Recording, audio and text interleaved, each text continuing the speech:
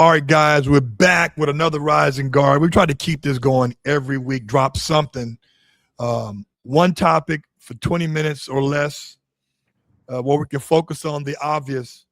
And here on Rising Guard, the things we think in the back of our mind, we bring it to the forefront of our brains and we verbalize our thoughts. And as always, I got my co-host, LauRon Williams, of Leader of the Pack. What's up? What's up? What's up? Yeah, so yeah, I mean, I can't go without doing this first. Yep. So, we've had a few things go on in the past 24 hours or less. Yeah. And, one of our specialties is in regards to our own personal dog is the dog willing to work? Is he willing to protect? Is he willing to protect the family? Is he willing to do what we ideally want him to do, right? During that process, just like the military or any boot camp, there's a process to get to be a soldier. There's a process to be the lieutenant. You just don't get hired and say, okay, you're a private. No, you got to go to boot camp. You got to be put under a insurmountable amount of stress mentally and physically. And on this topic, we're talking about pressure in training. Is it necessary or is it considered abuse? And I'm going to ask you that question. Okay. Because my answer is probably going to be almost ideally the same as yours just said, it just worded different. So tell me, is it considered pressure, unnecessary pressure, or necessary pressure, or abuse? There's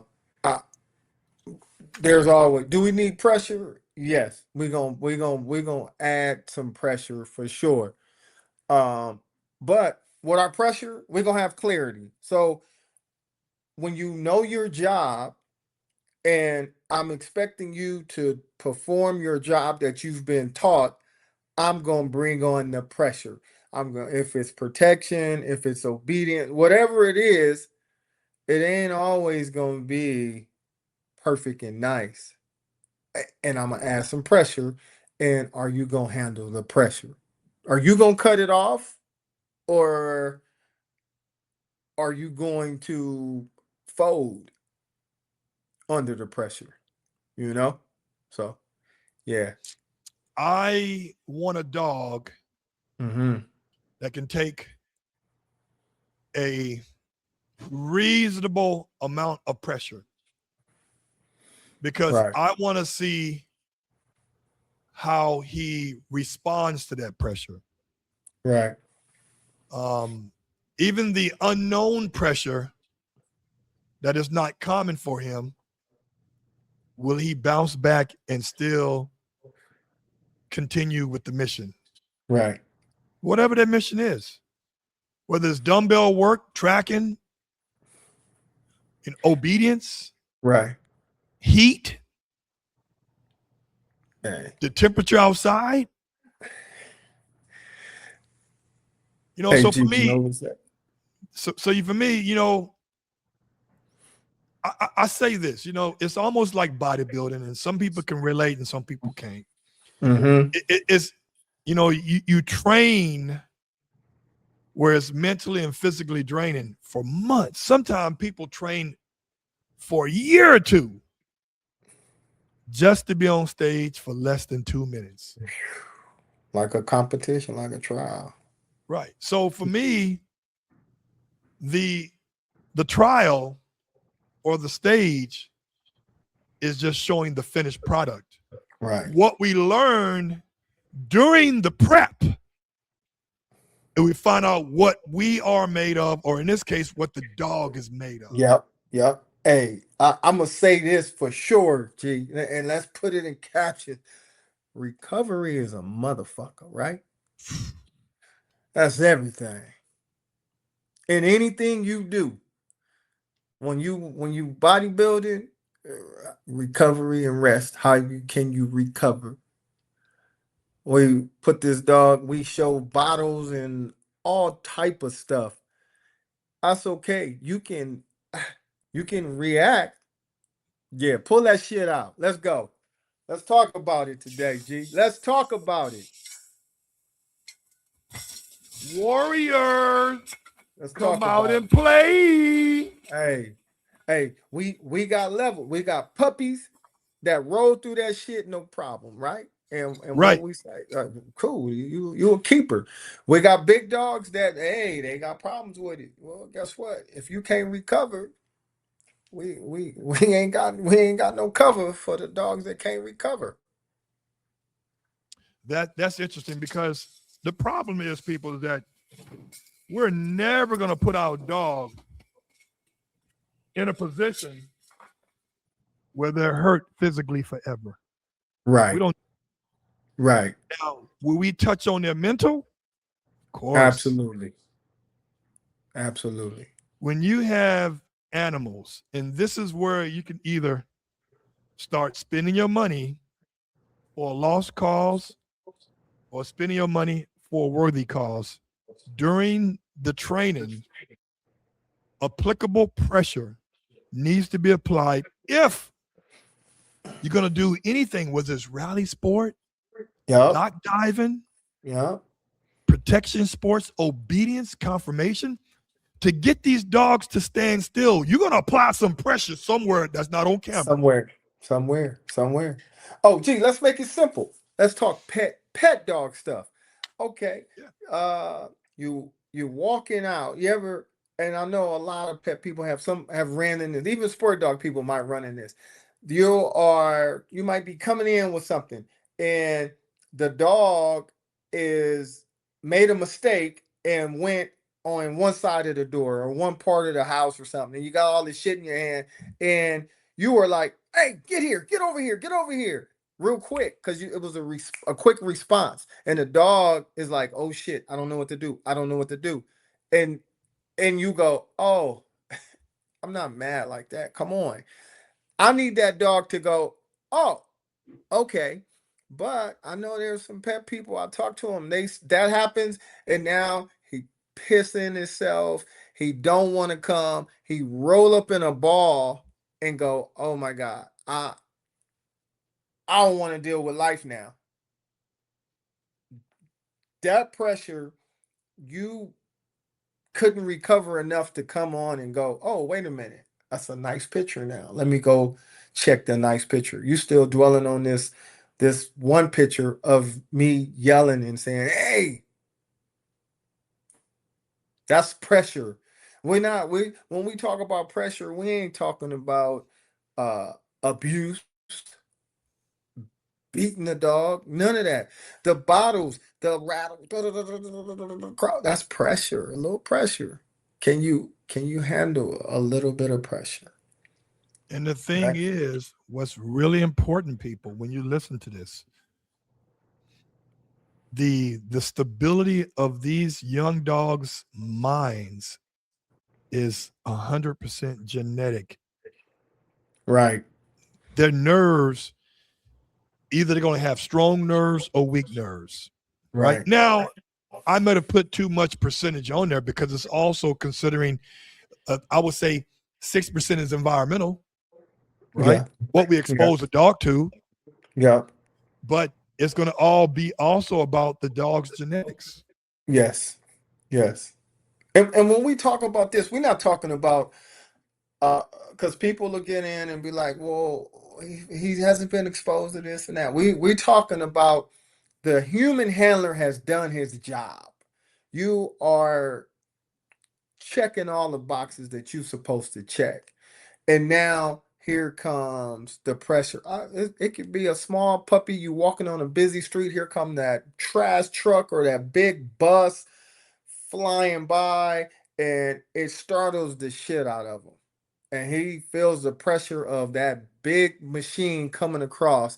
And is he going to try to flee at the end of the line and hide somewhere? Or is he going, whoa, pause? And when you say it's okay, and then you give him the positive, is he going to be able to handle that type of pressure? And it's interesting because we're going to do a live Instagram between today and tomorrow speaking of one of our dogs that they just can't take the minimal pressure. Right. Right. And the pressure that we apply at the same breath within seconds, we're giving them something that they love to do, and they don't even seem to be interested in the rags or the tugs or the balls. Or the food. How about that? Yeah, definitely the Yeah. food when they Yeah. are a food-driven dog, but you say you don't want the food and you haven't eaten in a day and a half. Right. Right. So that is, and here's the thing, you pretty much as an experienced handler / owner know before the dog's a year old if just the applicable pressure, not corrections, Right. but applicable pressure Right. is going to be to your advantage with this dog. I mean, just simple putting the dog on an elevated table and he is freaking the fuck out. And Right. still, after 50 reps over 2 weeks, he's still flipping out. Mm-hmm. You got too many boxes unchecked. Right. Right. You can't And handle, right. And you can't depending on handle what the you want to, pressure. right. Right. Right. And we're talking about The minimal word, pressure. right. And the word pressure, listen, people, the word pressure ain't a bad word. Sometimes people hear the word pressure and they go, "Oh, well, he a puppy. You ain't shouldn't put pressure on him." No, no, no, no, no, no. It's levels to it. It's levels to it. And this is what we are talking about. We're talking about applying what's fair for the age appropriate, the temperament appropriate. This is what's fair. So if you got a dog that always will do A, he'll always move A to B, A to B, A to B. Okay, now today I want you to go A to B, and I'm gonna throw in a little bit of something different. Now you got the pressure of this different object. How are you going to handle it? Are you going to recover, or are you going to shut down and say, I'm not playing this game? Yep. Yeah. Yeah. I mean, it's, and we know that when we're doing this pressure test or nerve test, we're doing it all out of play. Yeah. Yeah. Yeah. It's Yeah. play. We got something that excites the dog when he's not under stress. We got the Right. ball, we got the food, we got the Right. rag, we got the tug. Yeah. It's As a simple stuff. reward, immediate reward. And months later, how they say that, man, in Mississippi, that dog won't hunt. Yeah. Hey, I like applying a pressure test. Sometimes I'll do go in the room, the dog hears a little bit of rattling, and he like, whoa, what was that? He hear it again. He start barking, and I pop out. What's up? What you want to do? And he go, oh shit, that's pressure. What you gonna do? If he barks again and shows me it's a little pressure, but woof, I'm a boogie up out of there. And he go, yeah, yeah. Now I'm gonna turn around and I'm gonna add a more pressure. You bark once. Now I want you to bark 2 times. I want you to stand your ground and bark 2 times.